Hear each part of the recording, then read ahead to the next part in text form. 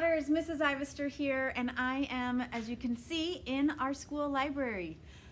Yesterday, our story time did not go very well. I wasn't able to share my screen with you the way that I wanted to. I wasn't able to do the activity, and I wasn't able to read you this book. And so yesterday I was thinking about that, and I felt super discouraged, and I was feeling really frustrated. And then I took a few minutes and I thought, okay, what can I do to turn our failed meeting into something different, into an opportunity? So since I was coming into the building this morning, I thought, why don't I create a video for all of my students that I can still share the book that I want to share with you, and we can still have some positive library time this week. I get really bummed out when my computer doesn't work and I can't have time with you all face to face.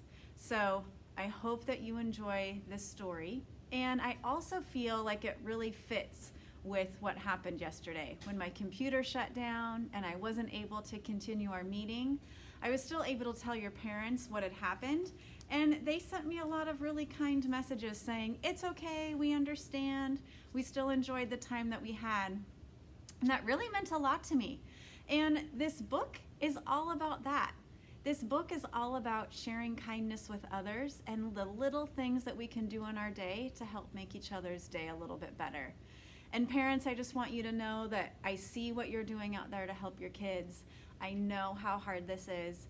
And kids, I want you to know that this is not ideal, but we also understand how hard you are all working out there and how hard we're trying to be able to still connect with one another. And there are things we can do throughout our day to make it better, and there are things we can do throughout our day to make it a little bit more positive, even though this is a challenge for all of us. So I hope that you enjoy The Power of One. Every act of kindness counts. It's by Trudy Ludwig, and she is a local Portland author.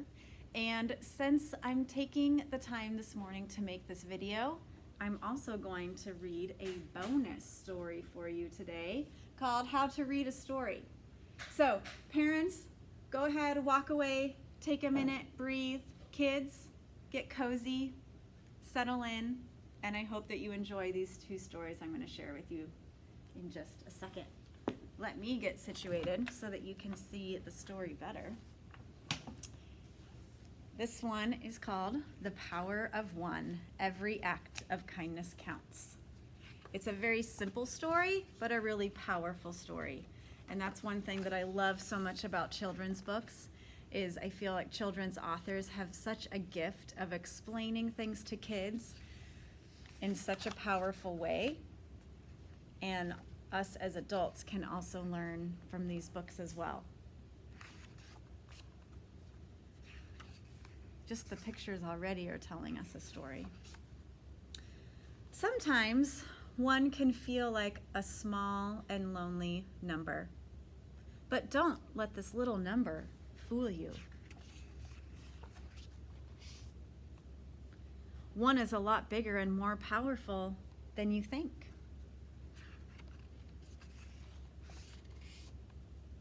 One, after all, is the starting point for change. One good listener can make even the smallest voice heard. One shy smile can lead to a friendship.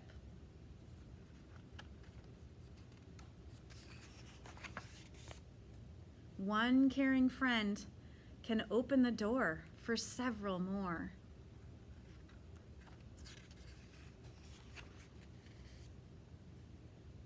And here they all are, working together. One sincere apology can help heal big and little hurts.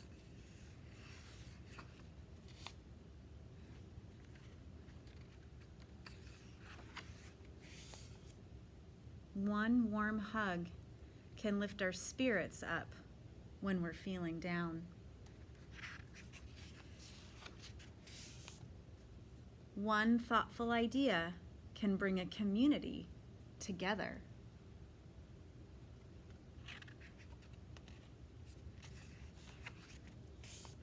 one handful of seeds can sprout into a garden.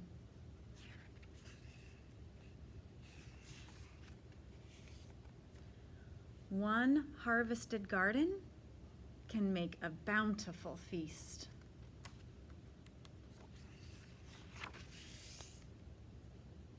Acts and words of kindness do count.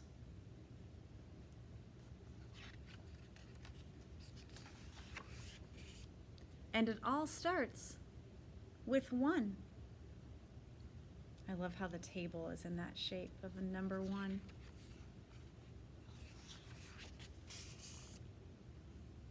And that is the end of our really simple story. There's a lot of other book recommendations at the back here. And then it ends with this beautiful picture. All right. I have our bonus story, How to Read a Story. This book is super fun. It goes through the different steps to reading a story. And I thought this was a really fun bonus book for this video because next week we're going to begin bringing books home from the library. I had mentioned that in my meeting. And all the information went out in English and in Vietnamese yesterday for families. So families, if you have any questions, please make sure to contact me. So I thought this would be a really fun one to read as we anticipate books coming home. How to Read a Story by Kate Messner.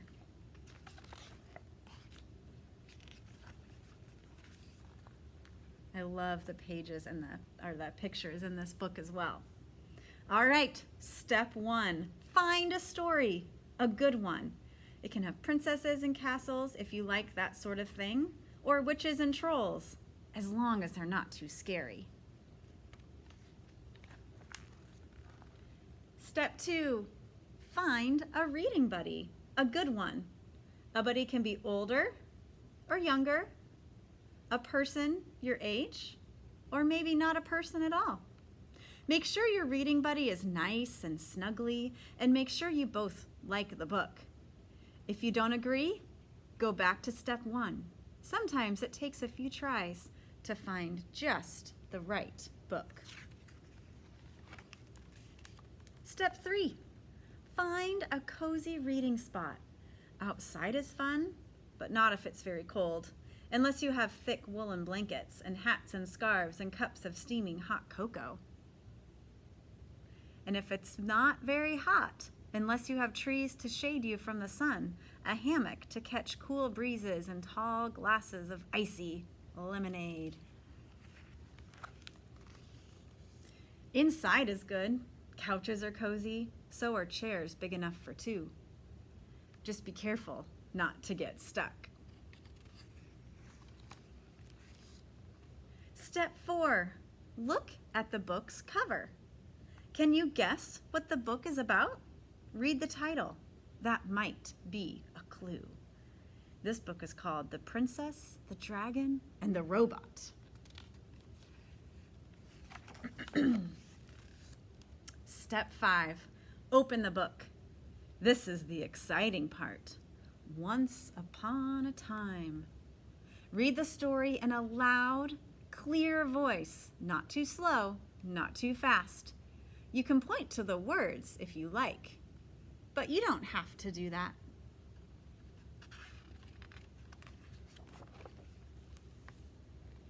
Step six, when the characters talk, whatever is being said, say it in a voice to match who's talking.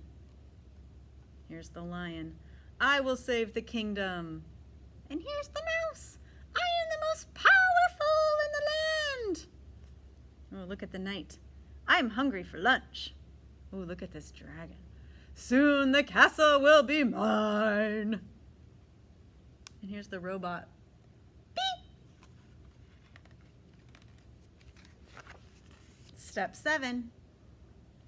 No matter what you read, hold the book so your buddy can see the pictures. Buddies get impatient when they can't see well. Step eight. If there are words you don't know, try sounding them out or looking at the pictures to see what makes sense. Here are some words. They were afraid the dragon would burn down the oh, let's look at the picture. Oh, the castle.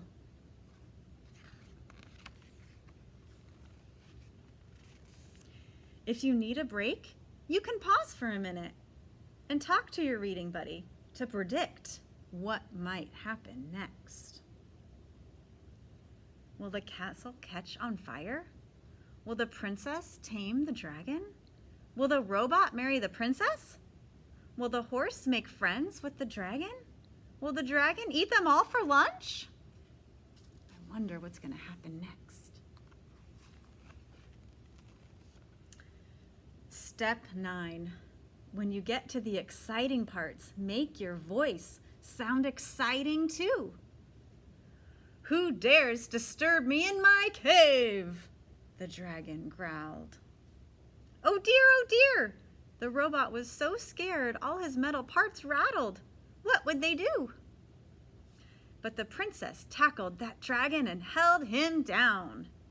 You must promise you'll leave our kingdom in peace.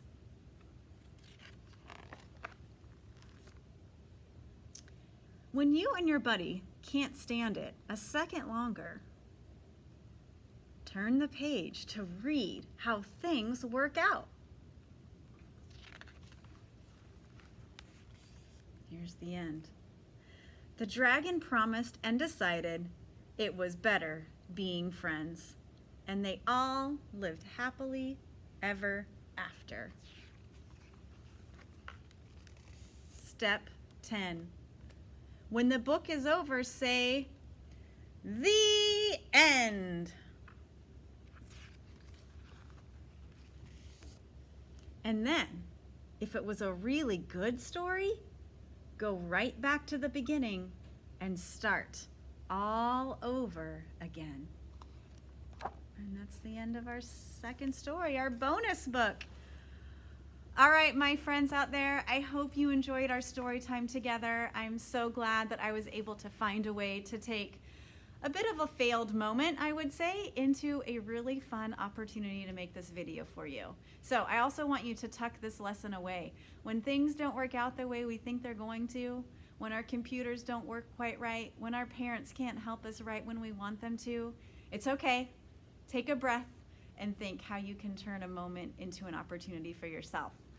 All right, everyone out there, take care. See you next time. Bye-bye.